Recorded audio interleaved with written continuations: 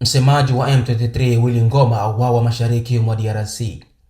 Habari za hivi punde kutoka mashariki mwa Jamhuri ya Kidemokrasia ya Kongo zinathibitisha kifo cha msemaji wa kijeshi wa kundi la waasi wa M23 Willy Ngoma.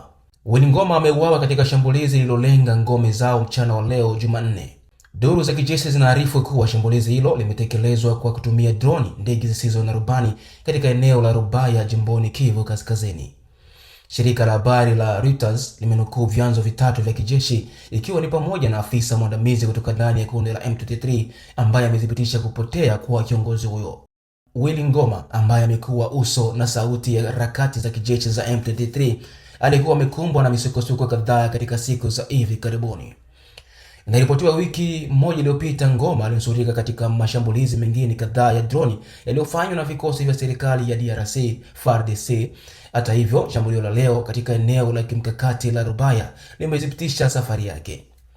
Kifo chake kinatazamwa kama pigo kubwa kwa mawasiliano na morali ya kundi hilo ambayo imekuwa ikidhibiti maeneo muhimu ya mchimbo ya madini mashariki mwa nchi hiyo.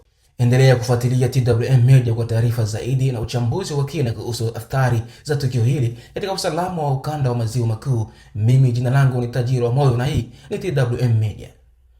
Habari zote za michezo na siasa, uchumi na jamii, tunakupa kwa hisa. Tazama TWM Media.